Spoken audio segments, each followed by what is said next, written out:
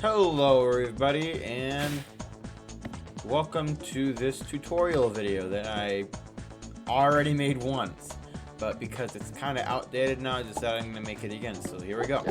Now if you're watching this video, it's for one of two reasons. Number one, it's because you're a regular subscriber to me and you're trying to see what this video is all about. Or number two, you want to know how to build a custom track in Sprint Racer and get it to function just like a regular track in the game does. That is what the purpose of this video is for. I will show you how to make a track fully functional in Sprint Racer. So let's go. So when you start the map, you will spawn right here. To get to the custom track editor, you gotta go to the right, go up these stairs, and then go down these stairs. And then over here you'll see a little garage door, and go down here, and here's the custom track editor right here. Go into it, and now you're in the custom track manager. If you're in version 1.4.1, you'll see these two custom tracks already here. In any other version of Sprint Racer, it'll just be empty. So what you're going to do is you're going to create a new track. Now that you've created a new track, what you're going to do is you're going to go to the track configuration. First of all, let's change the track name. You don't have to, you don't have to do it all in this order, but this is the order I'm going to show it in. To change the track name, you got to change all of this. I thought I could select it like that. You got to change all of this to whatever you want it to be. So I'm going to make it tutorial track, just like that, and click enter. And now it's called tutorial track. Click it again and you can see all the other options.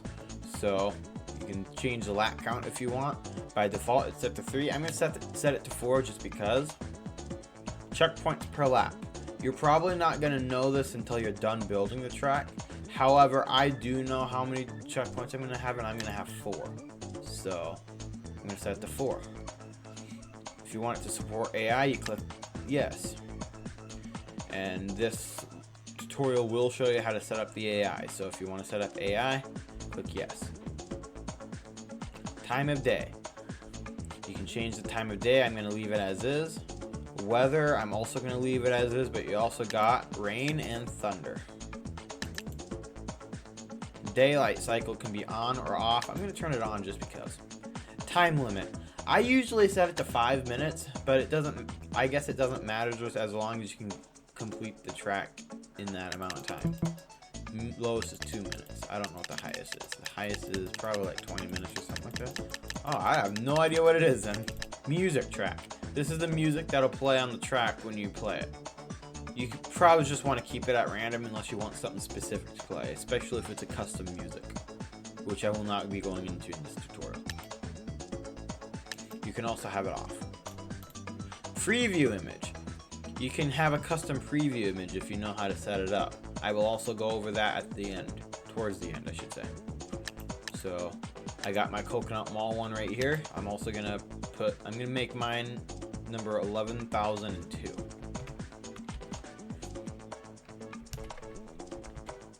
So when it's all said and done, that'll be the custom track thumbnail.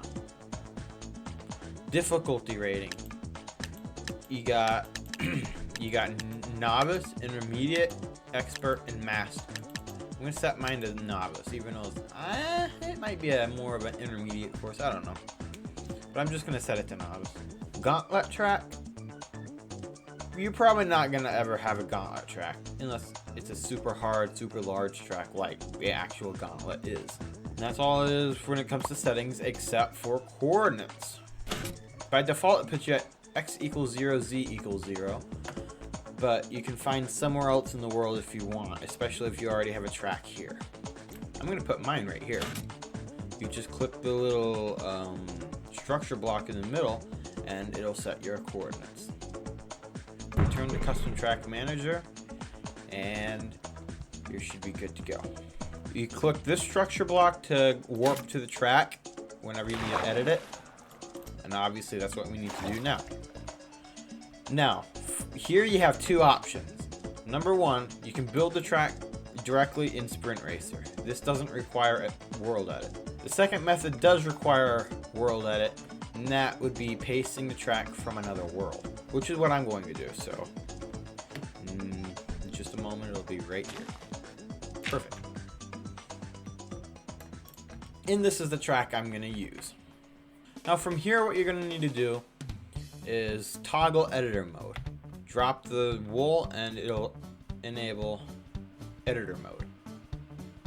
When you open your survival inventory, it will have a bunch of these spawn eggs. And these are the nodes you are going to have to choose from. Let's start with the activator node. What this does is it activates every other node within 100 or so blocks of it. When you spawn into the race, the game will look for an activator node nearby, like 100 blocks or so away, and then that activator node will activate all other nodes in the area, including other activator nodes. So you have to have at least one of these. For larger tracks, you're probably going to need more. I think one would do it for this track, but I'm going to place more just to be safe. So let's place one here. And let's place one here. I don't know if that's good enough, but it might be. We might be fine. And that's it for activator nodes. Next up, we got the player start positions. To set the player start positions, you just spawn the zombie. And it'll place the start position there. If you drop the spawn egg, you can change the settings before you place it. Like if you want a time attack start point, you can place one. I'm not going to have a time attack start point just because I don't plan on using this track for time trials, but I will briefly go over how to set that up anyway. So let's place one here, here, here, and here. Do another row a couple blocks back. And then one more row a couple more blocks back. Just like that. And that is the start position. Next up, we got the finish line. Same thing, you just place it where you want to place it and it'll go. Now look, these little particles right here show the trigger area for the checkpoint. You have to be within the boundary in order for the checkpoint to count. Now what you can do is you can edit the checkpoint by hovering over it with this die here and then pressing Q. Open up chat and you can change any settings that you need to change. You can also change these settings before you place it down by dropping the egg, but since I forgot to do that, I'm going to do it this way. So checkpoints needed to complete a lap. This should be the same as it is in the editor, the custom track manager. Y coordinate trigger area. So what this does is instead of the barriers being in the trigger area, well, like this way and this way, it'll still be the trigger area. The X and Z axes will still be the trigger area, but the Y axis, if you click any Y, you can be like way up there and it'll still trigger. Same thing with down below. Missed checkpoint warning. This just, if you miss a checkpoint as you hit this one, it'll warn you. That's all that does. Wrong way warning. If you're not facing the same direction as a checkpoint, it'll tell you you're going the wrong way. And position calculator point, always click yes unless you have more than one, which you probably need for bigger finish lines. You can place more than one at a time, but only one of them should have a position calculator point. Now this section is done. However, let's just pretend for a moment that these aren't facing the right way. They are, but let's just pretend they're not. So look at these gray particles here. That represents the direction that they are facing. So they're facing the right way right now, but if we needed to change it, what we would do is we would select it with the snowball. You can also select more than one at a time. You select whatever you need to, and it'll apply to every single node that you select. To change the direction it's facing, you hover over this dropper here and press Q. In chat, you just click the direction you need it to face. In our case, it's south, so we click south, but if we needed north, we can click north, east, and west. And then drop the barrier in order to cancel the selection. Another thing you could do is if you didn't want it to face one of those 4 directions, you use the ender pearl instead. So walk on the ground, throw the ender pearl in any direction, and the checkpoint will look in your direction. See, as you can see, it's looking that way because I was standing over there. Alright, enough of that. Let's get on to checkpoints. This works just the same way as the finish line, except obviously it doesn't count a lap. This is how the game calculates the lap count though. So I recommend using quartz and stained glass in order to visually represent the checkpoint. So place one right about here, and one right about here. And that'll be checkpoint 1 right there. Checkpoint number 1, sound effect on, checkpoint text on. Y coordinate trigger area should be nearby unless you want it to be any Y. Miss checkpoint, wrong way in position calculator. Again, click yes. If you need more than one, then only one of them should be set to yes. Once you're ready, just set it down. Look at the trigger area, make sure it covers the entire area, and you're good to go. Now since it's facing that way, we don't want it to face that way, so we gotta turn it. And like I said, you can use the ender pearl to do that. Now something new that was recently added is you can add a visual indicator for inside the game when you're in the race. So visual indicator, turn that on.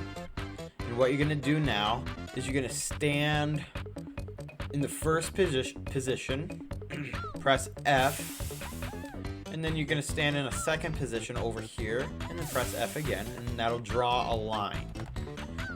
It looks like this. It'll be white when you're racing, but it's green here. And that makes it easier to see the checkpoints when you're racing. And then, rinse and repeat for all 3 checkpoints. Or all 4, however many you have. Now for checkpoint 4 over here, what I'm going to do is I'm going to place 2 of them. One over here on this side of the road, and one on this side of the road.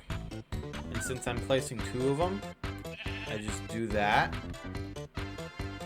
And then for the second one, I got to turn position calculator point off, and then place it.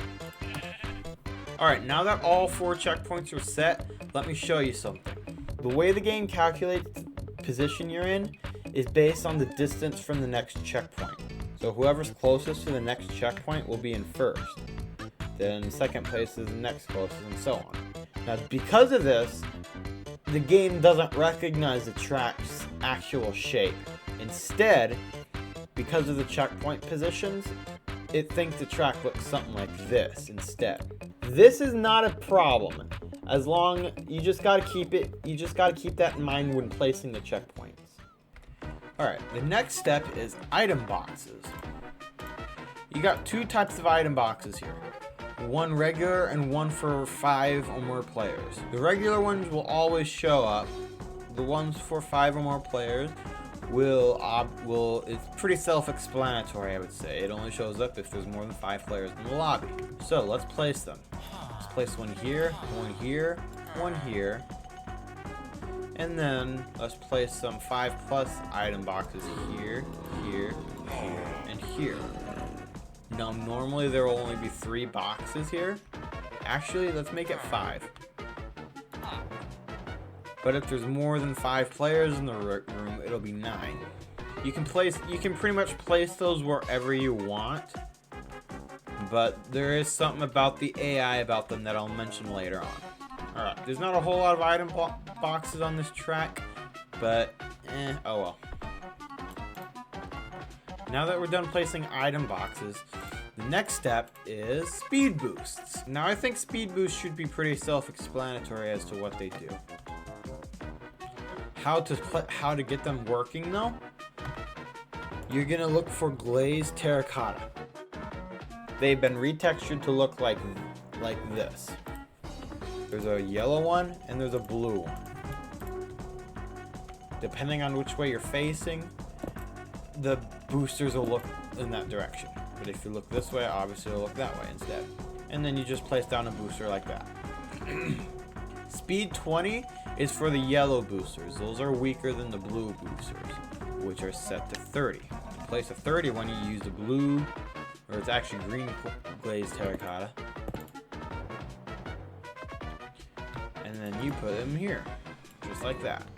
For bigger ones like this, you don't need them on every single block.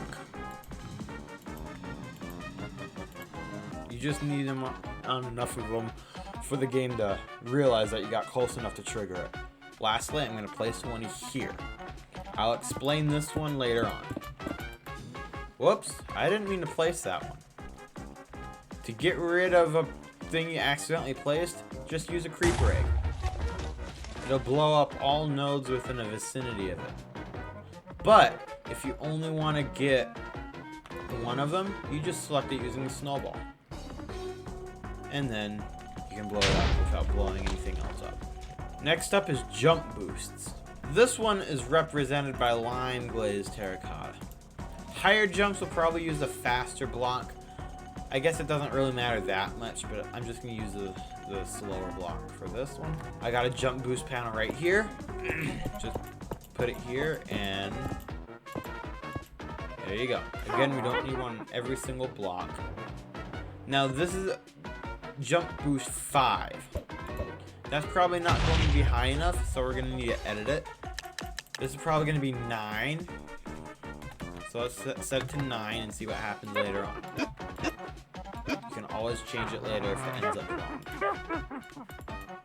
The reason I put these two here is because in case of lag, it won't fail the jump boost if I get too far away. Oh, I forgot I could do that actually. I could just test it right here and now. And it's perfect. I don't need to change it. Resistance. I didn't make any designated areas for resistance on this track, but let's just pretend for a moment that this one is one. I would put it here using this glazed terracotta. And then I would place down the resistance. By default, it's set to 3 seconds, but you can also set it to 5 seconds, as you can see. Elytra Jumps. This one is represented by the blue glazed terracotta. It used to look something like this, but now it looks like this.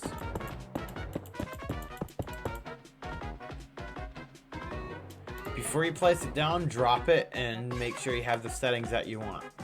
Jump height, you have short, medium, and high. I think short should be good enough for this path right here.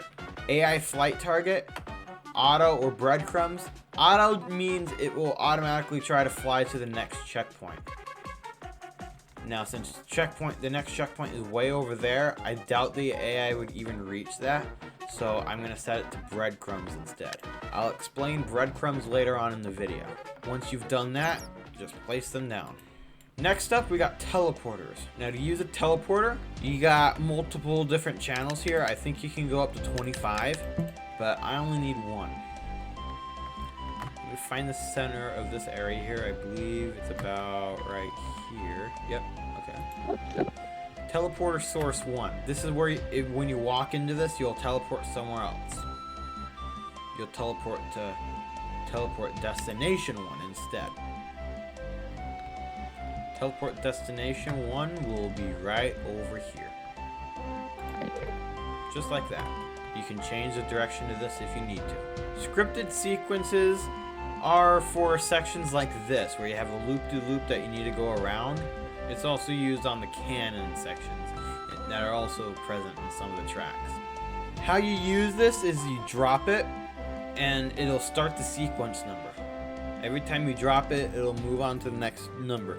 The first one you place has to be a start point. So click yes.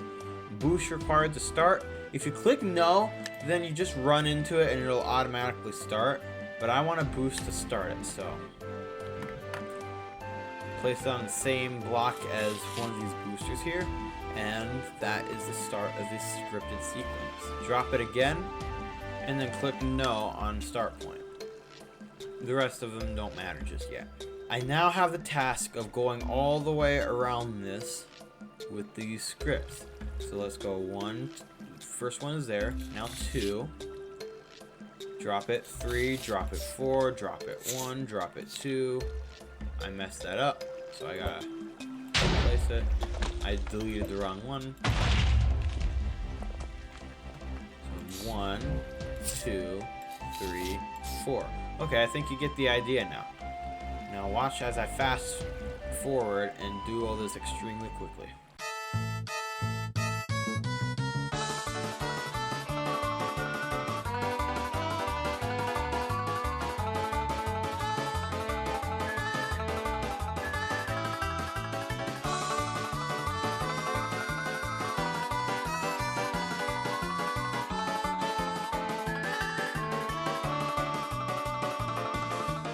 Okay, when you finally get done, you drop it, and then on the last scripted sequence point, you have to click endpoint, and that's where it'll drop you off at.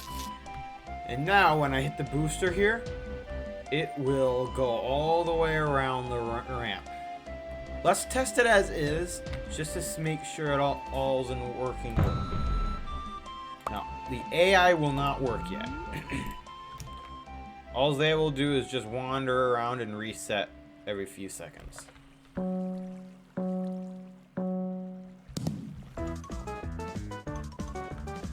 I don't even know how they're running right now.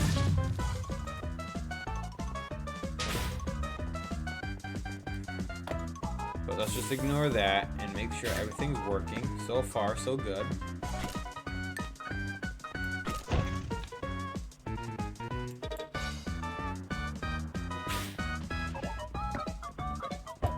Alright, checkpoint 4 works over here, teleporter works, and the loop-de-loop works perfectly as well. Nice.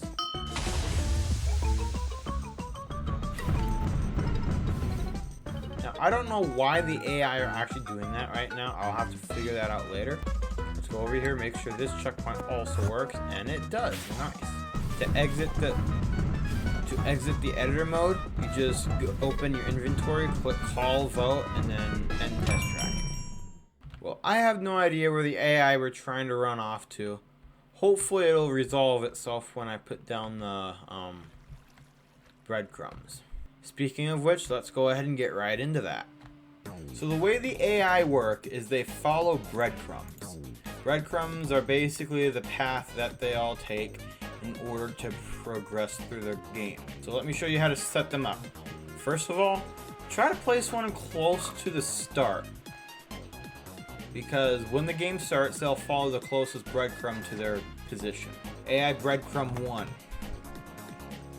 To edit it, you just drop this red die, and you can edit it however you want. You can change the ID, you can change the directions. We're not going to worry. Well, the ID we're going to worry about, but as for the directions, we're not going to worry about those just yet. Hook. This just means when it goes to the next breadcrumb, if it's a turn, it'll curve left or right, or it can go random. For here, we're just going to go straight, but when we worry about the curves, that's when those take place. Random spread. This is how far away the AI can be from the breadcrumb in order for it to count. So like they can come over here instead of being right over here. As for everything else, I'll tell you about those later when we get to them. When we place the next breadcrumb down, let's make it the ID number 2. And it'll use the same settings as the previous breadcrumb did. So max random is already set to 3. Let's do the same thing for ID 3. ID 4. Let's put it right about there. You just keep going all the way around the track by going up in value every single time. So let's go ahead and do that.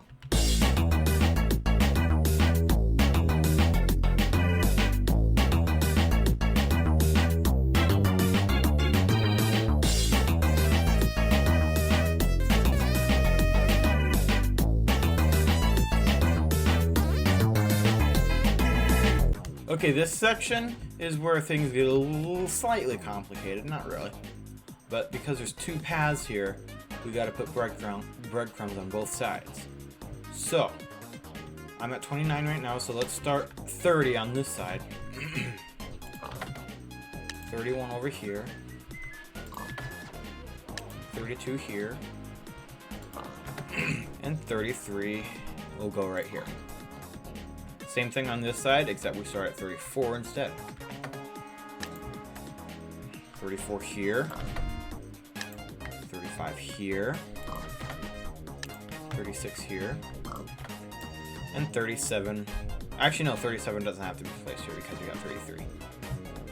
I'll tell you why that makes sense in a little bit. Instead, we could start 37 where the teleporter starts.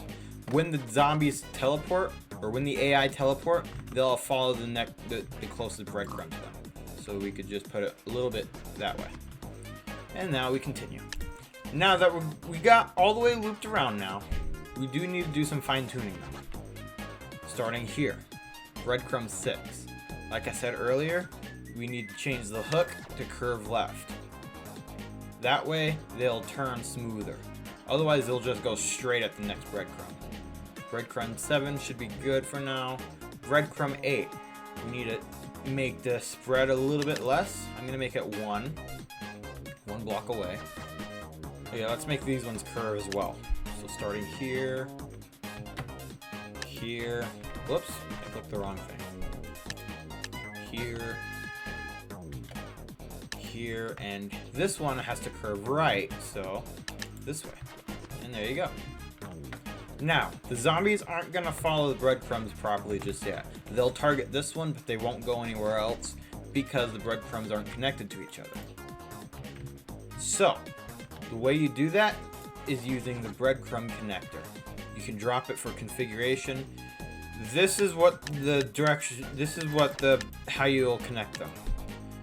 If you want to clear all directions on the breadcrumb, you just click that. This will set direction 1, this will set direction 2, and so on. Direction 5 is a special direction that'll only apply to certain situations. By default, there's only 4 directions. So direction 1, I believe, is the most common path it'll take. Directions 2 and 3 are less common, but I believe they have the same odds. I might be wrong on that though. And direction 4 is basically they hardly ever take it. To start off with, we'll just do everything on direction 1. Just basically what you do what I just did. You click on breadcrumb 1. I just clicked on it. Right. And then you click on breadcrumb 2, and then it changes it. Do the same thing to this one. Just like that. Click it, and then click it again. Click it again. These little wood shards that are coming out of the breadcrumb, that means it's the one that's being selected. You just have to get close to the one you want to select, and it'll select. Just keep doing this all the way around the course. So when you got multiple paths that you want the AI to take, like right here, what I do is I set them to direction 2 and direction 3. If you got 3 paths, then do 1, 2, and 3. If you got 4 paths, then do 1, 2, 3, and 4. And if you got 5 paths, well, I don't know what to tell you about that. So I'm going to set it to this breadcrumb for a specific reason. Direction 2 will go straight forward. And direction 3 will go to this breadcrumb. And now we can go back to direction 1. This one will go right here. Just like that. 34, 35, 35 to 36. And now 36 can be connected to 33. Which is why I didn't need to put 37 there. And then we can start back here. 37 to 38. And the reason I'm not connecting 38 to 39 here is because, not really the same reason. I gotta work on that. I'll show you in a moment. 39 to 40 and 40 to 1. Just like that. Now before we do anything, let me just do this real quick. Make the event force redirect nearby AI and turn the radius to 2. Actually, the radius probably only needs to be 1. I guess it doesn't matter that much. What that will do is when they reach this area, when they go around the loop-de-loop, because it'll force them to do that, when they hit this breadcrumb, when they hit the white area, they'll just continue off of this one instead of trying to go back there. All right, so let's test our track so far. I'm gonna stay behind the AI just to see what they do. All right, look good so far.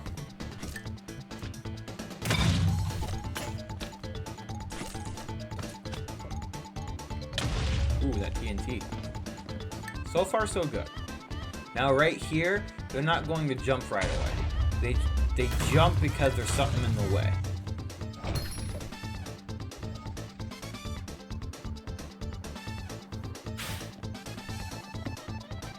Alright, let's stay here and make sure they take all the paths. Yep. They're all going in random directions. Looks good. And when they teleport, they just continue on forward. And there we go. Perfect. Now, for some reason, they decided to get stuck there. Let's find out why.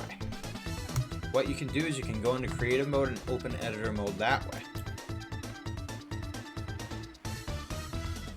Now, I don't know why they got stuck here. Let's see.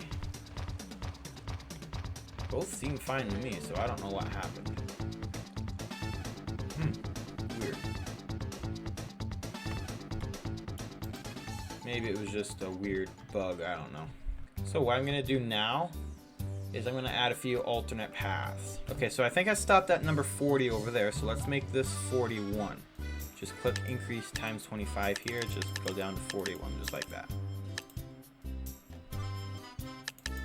I'm gonna turn the max spread off, and then I'm gonna put it by this booster.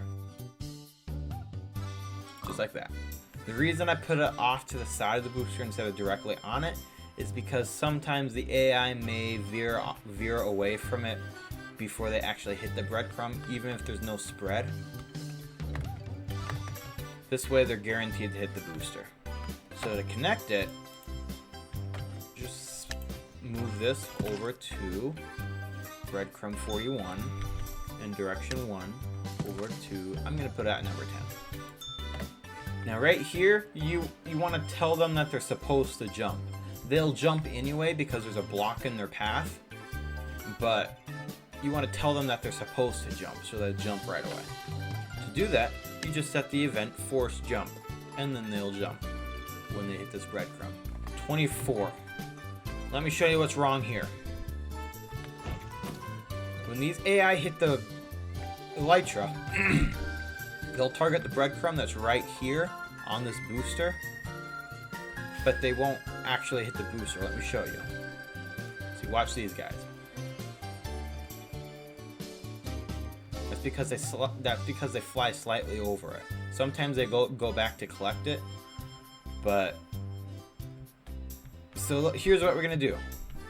I am going to put breadcrumb 43 right here. Right about here should be good. And I'm gonna set direction 1 on this breadcrumb. Wait. I set direction 1 on this breadcrumb to 43 instead. And then I'm gonna do what I did with the loop-de-loop earlier for this one, and force them to redirect.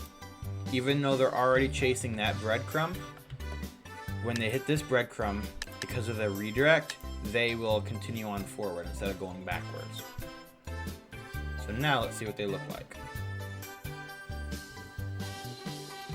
Okay, that didn't work the way I expected it to. In fact, he somehow glitched through the floor.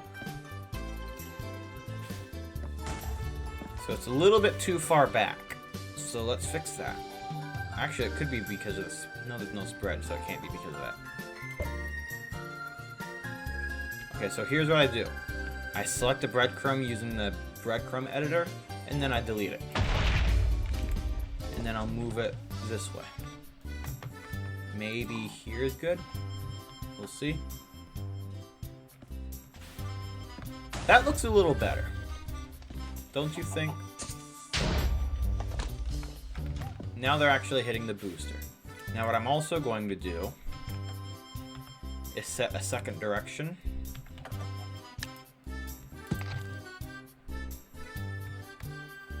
if they want to miss the booster instead and just continue flying, they'll hit breadcrumb 26 instead, but they'll probably land over here. So I'm gonna put redirect.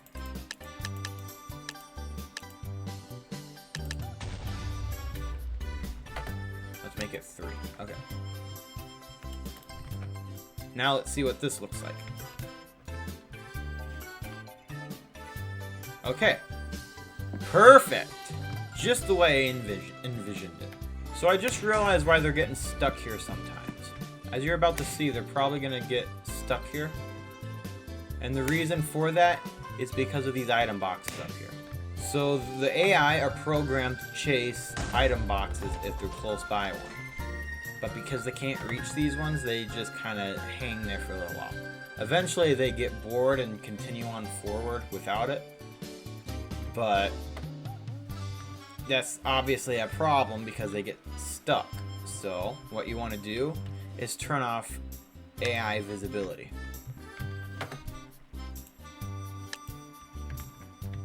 What this will do is it'll not allow the AI to see these item boxes. They can still collect them if they run through them. They just won't specifically go after them if they're nearby. So let's restart the race.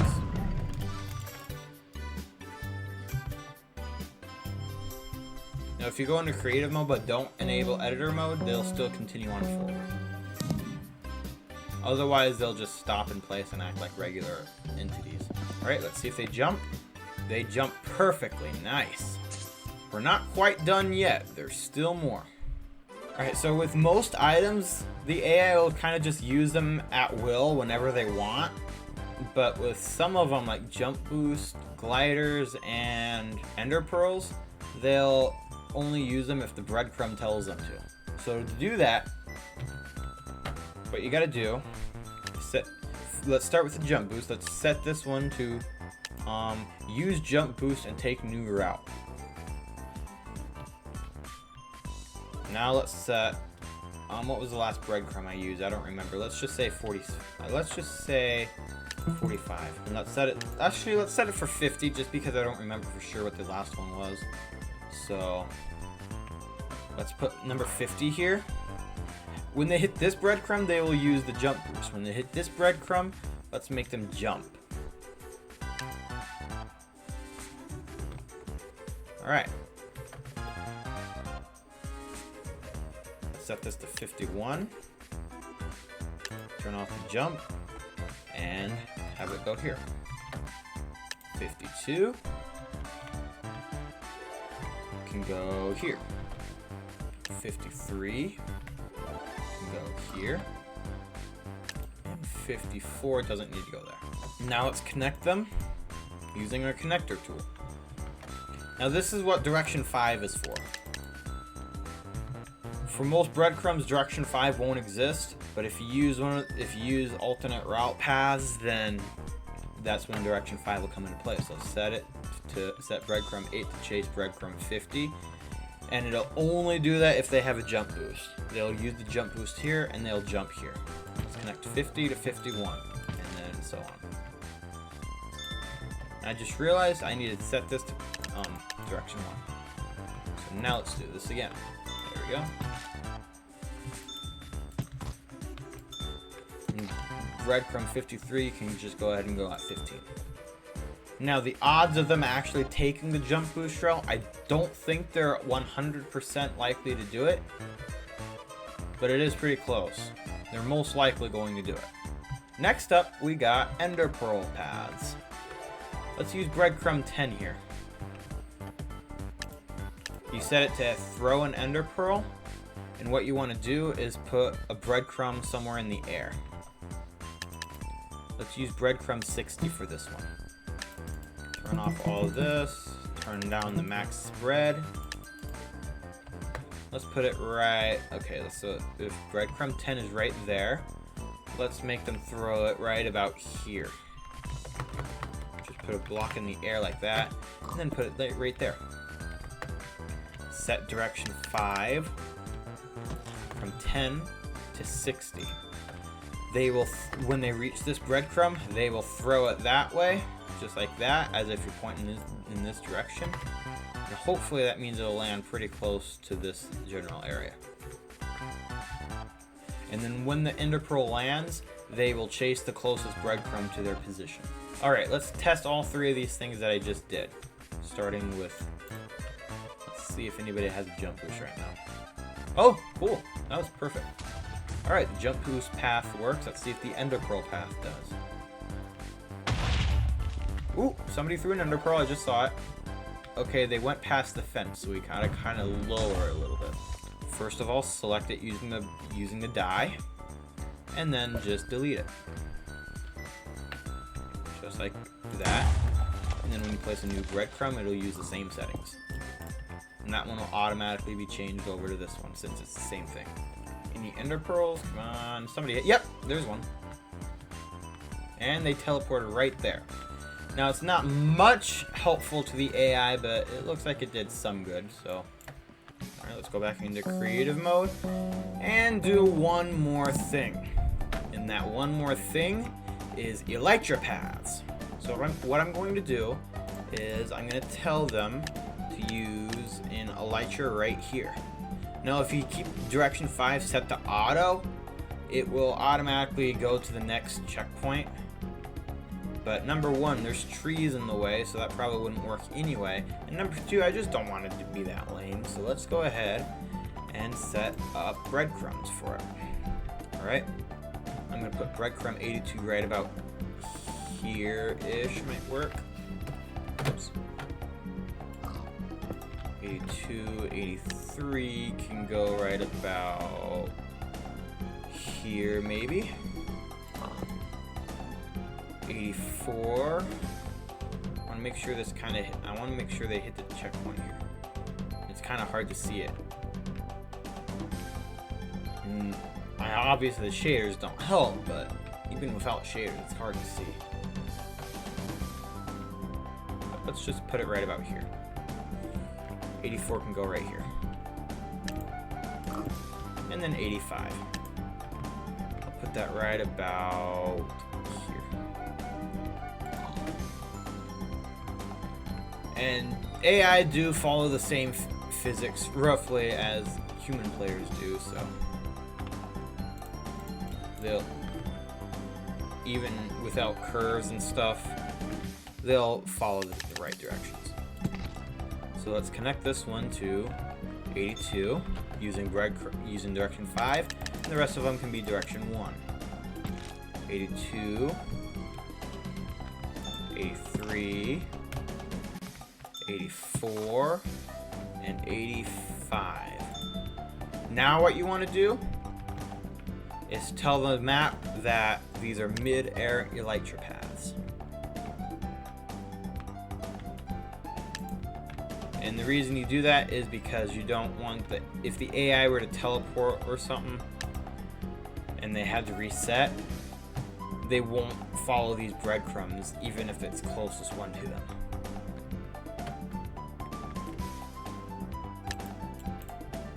And when they land, they won't follow those either. This doesn't have to just apply to elytra paths. This can literally apply to any breadcrumb. So if I were to disable this one, they would probably follow this breadcrumb instead when they respawn. Alright, let's test the elytra path now. Oh, here's someone. Okay, let's see what they do. Oh, they ran into the tree. That's not good. Okay, so let's remove this tree. What you could do instead is try to fix the path, but I'm just going to remove the tree just to make it easier. Okay, there's dark brine with the elytra. Let's see what happens now. Alright, so as we can see, the elytra path works perfectly this time. So the track should be pretty much fully functional now. So let's go ahead and head into adventure mode to test it.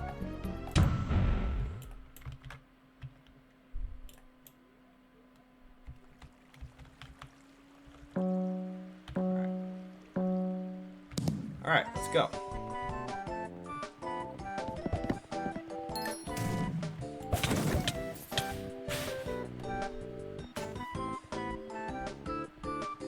so good.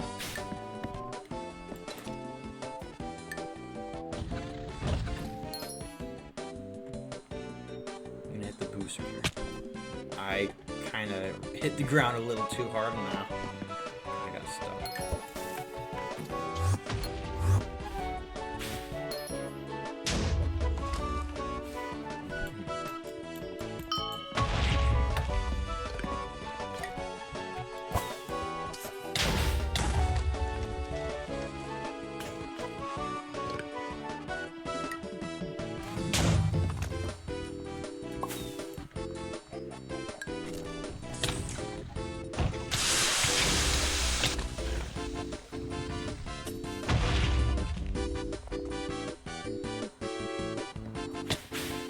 There we go, that's what I wanted.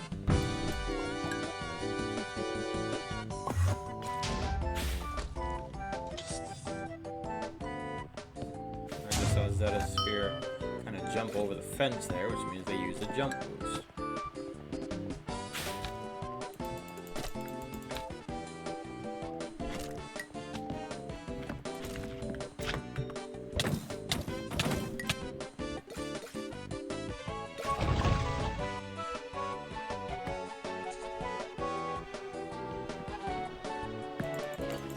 Dang it.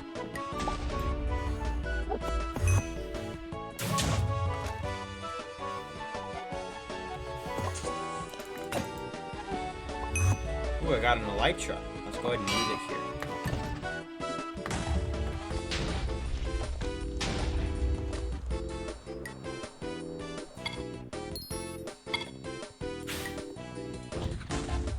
Now, as a human player, there's more I can do with the Elytra than just that, but I'm just gonna stick with the AI path.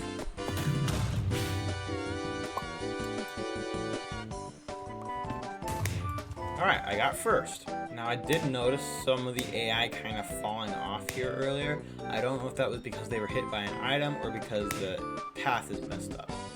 But it's very possible the path is messed up, so I would probably have to fix that.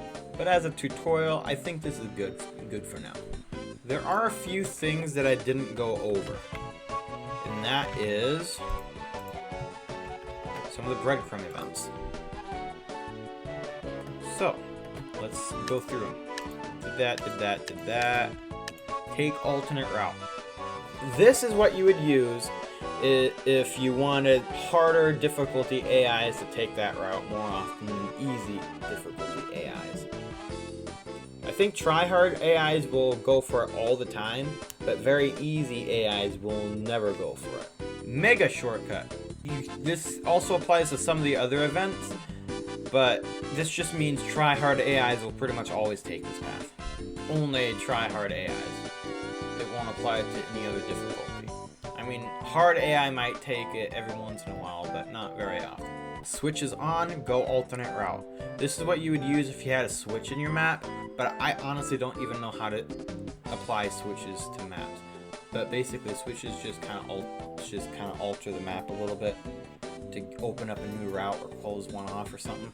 Force nearby AI to reset. This is basically the same thing as redirect, except they just reset to the previous checkpoint. Fallback for nearby stuck AI. I've never actually used this before, so I'm not 100% sure what it does. But I'm guessing if there's an AI that's stuck, if they're within the radius, I'm guessing that means they'll just go to this breadcrumb instead of resetting. Want item, take alternate route. If there's a set of item boxes off to the side or something, but they can't get to it normally, this is what you would use. Have Elytra, take alternate route. If you have an Elytra, if the AI have an Elytra, but that you don't want them to use it on the main road, you would use this, and they would take that path. If they have an Elytra. Use Elytra firework. If they have a firework, they can continue flying to a different route. I didn't set that up, but I mean, I guess I could, but I'm not going to. I also didn't go over time attack targets, but this is just for single player battle modes. If you're the only one in a battle mode, then you would place these around and they are targets. You can kind of play with the settings on that if you want. but if it's a racetrack, you won't need these at all. Now, before we finish off for good, let's do one more thing. And that is setting up the wrong way indicators. So I'm going to start it right here. So what I do to get this to work is I just kind of do it up in the air as high as I can without colliding with anything. So what I'm going to do is I'm going to use WorldEdit to my advantage here, but you can also use regular commands if you want to. Position 1, position 2 is probably about right here. And basically I'm just outlining the track in the air. So basically you're just going to go all the way around the track like this.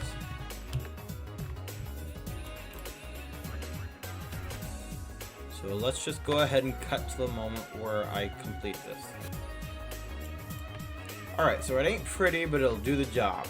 So what you're going to do now is you're going to refer to the help section in the custom track guide within the thing itself. So you're going to scroll down to this section right here, page 16 out of 19, and you're going to look at this part right here. Look at the wool indicators. If there's light green wool, that means the player should be facing north, and if it's facing south, it'll tell you you're going the wrong way. Light blue wool, you should be going east, green wool, you should be going south, and blue wool, you should be going west. But I'm back in the custom track now. What I'm going to do is I'm going to replace all of this wool right here with green wool, because that tells the game that I should be facing south.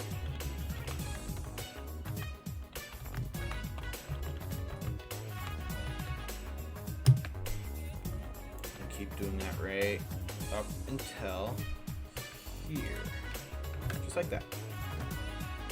And like I said, that tells the game that you're supposed to be going south. Okay, this way is east, so this should be light blue wool.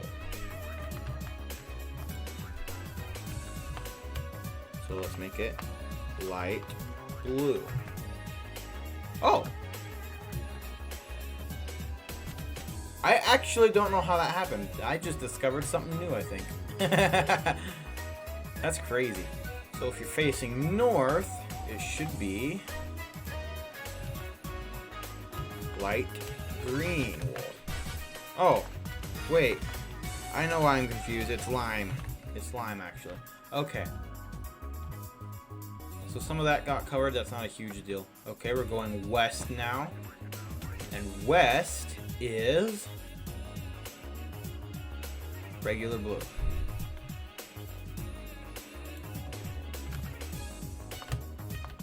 So let's make it blue. Alright. Now as for directions, we're good to go. Now because this path right here crosses over a little bit, but we'll take care of that in a little bit. So what I'm going to do now is I'm going to cover the rest of this all in red wool. Just like that. The red wool will tell the game that you're off course, and it'll tell you that now. So now what I'm going to do is I'm going to select all of this. Oh wait, it's already all selected. I don't have to select it. So I'm going to cut it out, paste it at y equals 0. Well, the blocks will be on y equals 0. But I'm pasting on y equals 1 because I'm a block above them. So that should be perfectly aligned with the track now. Normally the game will be looking at y equals 0 to tell you where you are and what you should be doing.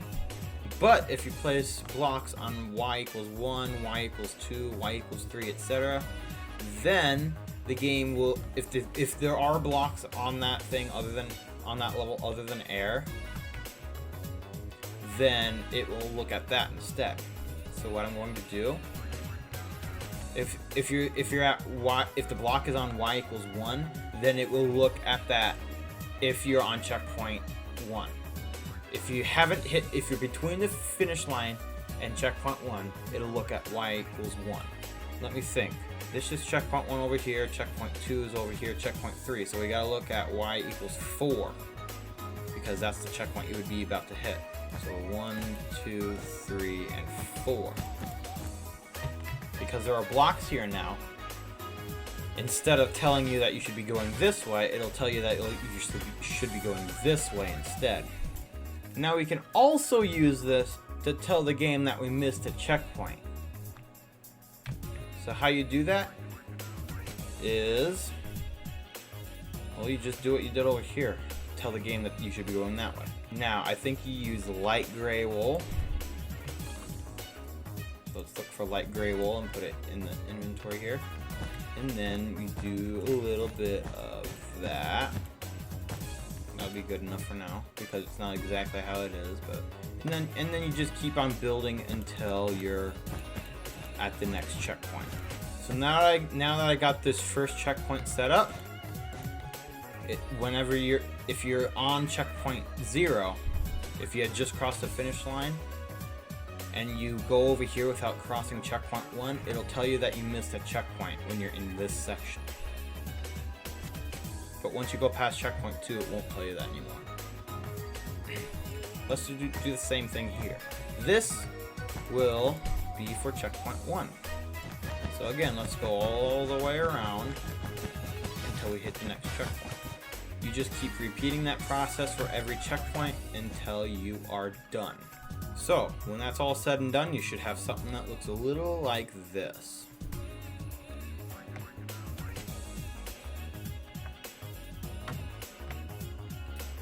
And then, after the finish line, which is right about here, checkpoint 4 should be looking for this wool, which will tell you that you're going, which will tell you that you missed a checkpoint after that, at that point. Alright. Now that that part's done, let's go ahead and test it. Now, when I miss a checkpoint, let's see what happens. Let's go over here so I can get around this fence and miss the checkpoint. See, now it's telling me I'm off course. See, now it's telling me I missed a checkpoint. So let's recap. If there's wool at y equals 0, it will look for that wool at all times, unless there is some at the y level corresponding to each checkpoint. Now, there's still one more thing left to do, and that's this. Now, I turn my shaders and resource pack off in order to do this. Oh, Minecraft looks so different now. So let's take the screenshot here. Just press F2, and you got your screenshot. What we do from here doesn't even involve Minecraft at all. In fact, it involves GIMP. So in order to do it this way, you're going to want to install GIMP. You could probably use another photo editor to do this, but GIMP is what you have a template for. I will include all of this in the description. So open the template using GIMP 2. And you'll get this. Add a new layer, and then pull it down here. Paste your image. Now it'll look like that. That's because the image is actually extremely small.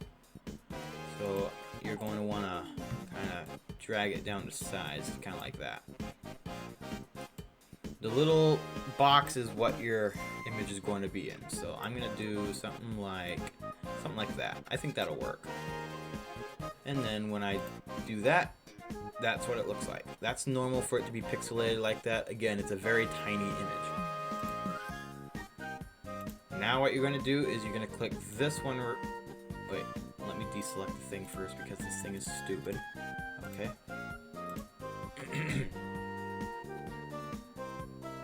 Now what you're going to do is you're going to open the text tool and edit the name of this to whatever you want.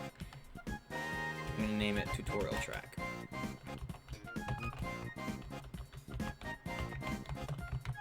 Just like that. Remove the parentheses. The reason I didn't remove the parentheses at first is because otherwise it loses the font, and I don't know how to get it back that way. But now we just drag it this way. That didn't make any sense. Okay, we just drag it this way. Might want to kind of shrink it just a little bit. And then, there we go, tutorial track. You also have icons here that you can add. So add a new layer. It'll go up top. and add the icons to it.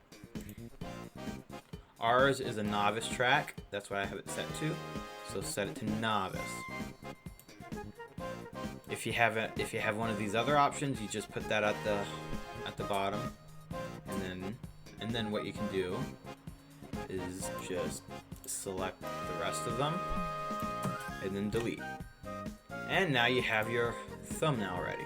Let's export it. I'll just save it to the main folder and then tutorial track. Export, and you're good to go. Next, what you're going to do is you're going to go to this website and convert it. So the file's right here. So just drag and drop. And horizontal, vertical, these should both be 1. Select number. Adjust colors for Minecraft. This will show you what it's going to look like in game. It's never going to look perfect, but that's as close as you can get because you're not. It's just because of the way the colors work in Minecraft maps. On step 4, you're going to tell it what map number it should be. Mine is 11002. But yours will probably be 11001 if you're doing this for the first time. Create the file, and then download it. It'll be right there. It looks like I already had one, so I'll have to replace it. Now what you're going to do is you're going to locate your save file. By the way, most of these aren't even my worlds. Most of these are my brother's. But what you're going to do is you're going to find the world. In my case, it's Sprint Racer version 1.4.1. You're going to go into data, and that's where you're going to put the map item. Just like that. Now, since I already have map 11002 in here, I'm going to go ahead and delete that. And I'm going to rename this one and get rid of the 1. There we go. Alright, now that the game has reopened, it'll lag for a few seconds. It always does that. Once it's all loaded in, it'll be fine. Let's go back to the track manager and look at the map.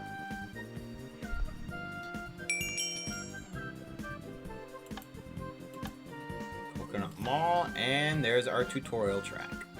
And the reason it's layered like this is because of the fact that it's bigger than the actual map file, and we can't really do anything about that.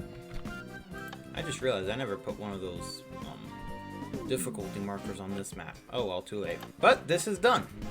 All we gotta do now is unban the track, and it can show up randomly in the track selection. Let's see if it did. Nope. Let's try it again. Oh, there it is, right there. And that is everything you need to know about making a course in Sprint Racing. I really hope you got everything out of this video that you needed. If you enjoyed, please leave a like and subscribe for my other content that I use this information with, such as my Mario Kart tracks. And if this video helped you out, please leave a like. It'll be very much appreciated. This isn't the kind of video that I normally like to do, but I figured if it helps somebody out, then it's worth doing. So, with that being said, I hope you enjoyed, and I will see you guys next time. Goodbye. This is what the purpose of this video is to do. This is what that is. Ah! Click it again, and you can change the other. Click it again, and you. Dang it! All right, let's test both of these. The second method does require WorldEdit, and that's pasting the world from another world.